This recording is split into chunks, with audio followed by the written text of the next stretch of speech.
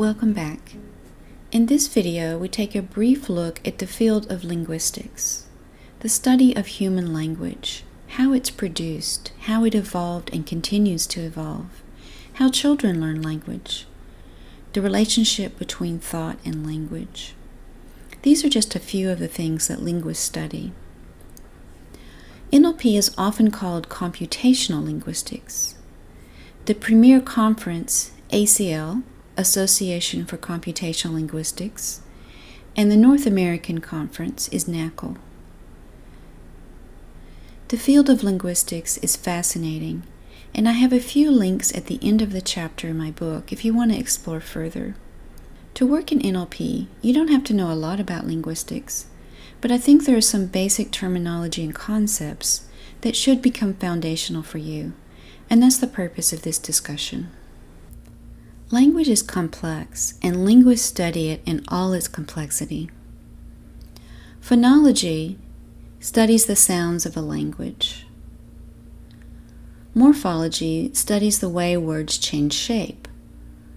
A word can be broken up into morphemes, and we add to morphemes affixes, prefixes, postfixes that change the word meaning or usage. Orthography refers to the written equivalent of morphemes. A lexicon is the set of lemmas of a language, basically the dictionary of real words in a language. Syntax is how words grammatically combine into sentences. And semantics focuses on the meaning of words and sentences. The field of pragmatics involves rules of discourse, context, things like sarcasm. We can also look at these as surface aspects of language in contrast to deeper levels. On the surface, we have the words as they were written or spoken. Going deeper than a word salad requires syntax. Going deeper still requires semantics. What did we mean? Adding the human element is the deepest level of pragmatics. I might know what you said, but I may need things like tone of voice to tell me what you really meant.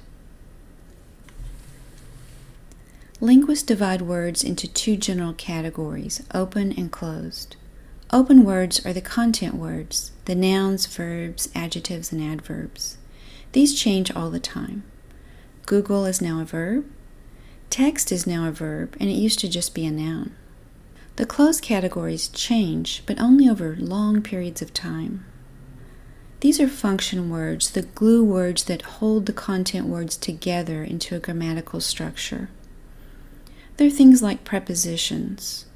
We don't say thee and thou anymore, so they do change, but over great expanses of time. The parts of speech are surprisingly consistent over languages, but the exact number in English, for example, will vary depending on who you ask. Let's look at the main parts of speech, just to make sure we're all using the same terms in the same way. Nouns refer to entities, either real or abstract. The inflection of nouns is going to vary by language. Types of inflection are number, gender, common versus proper, and case.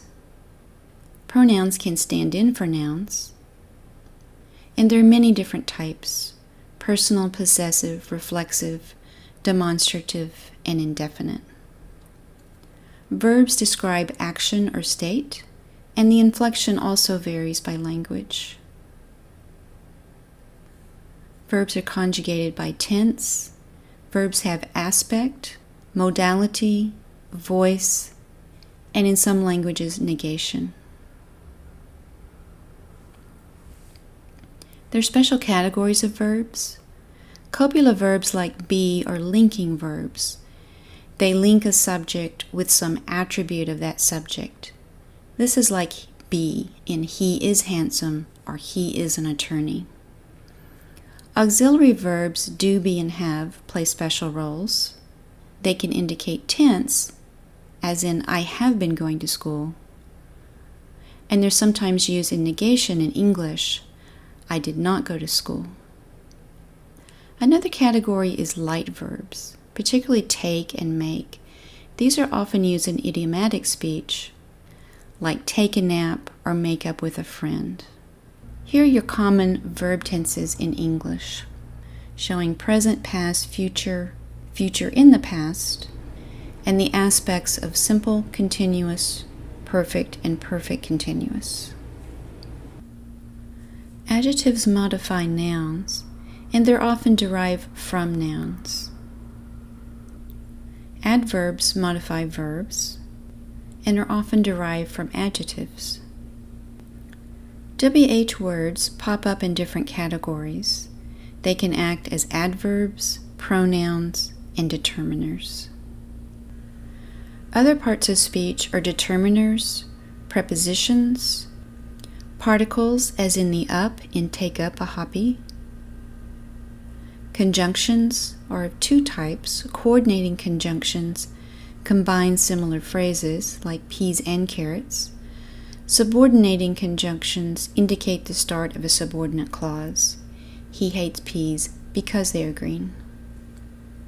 In the sentence, there are two issues. The there is called an existential there. And we also have negation words.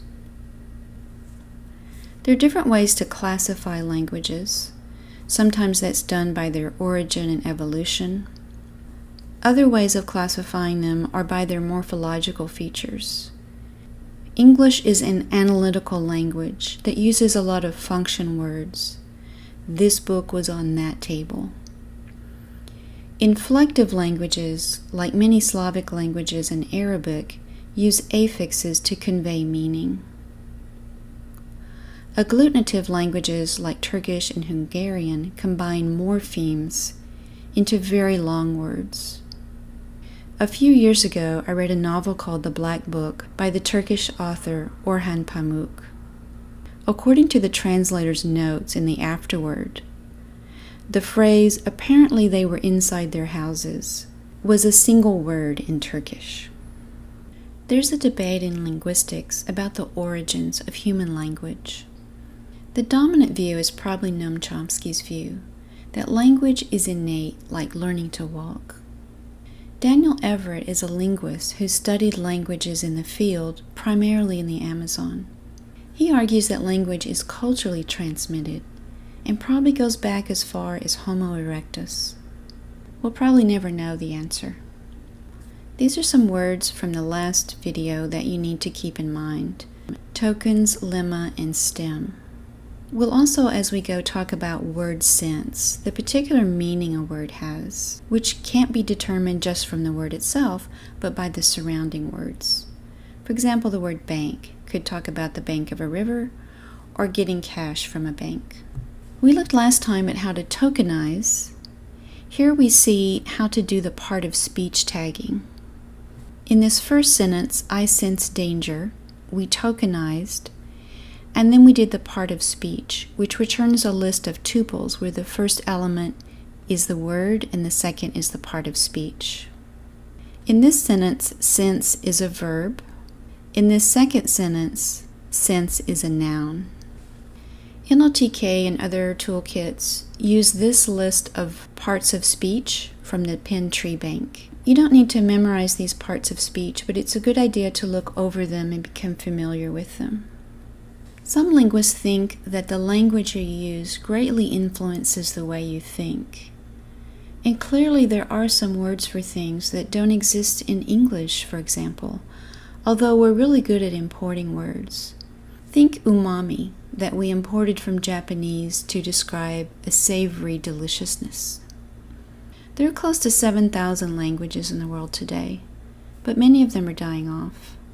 Today I'll leave you with a quote from a writer, philosopher, and literary critic, George Steiner. When a language dies, a way of understanding the world dies with it, a way of looking at the world.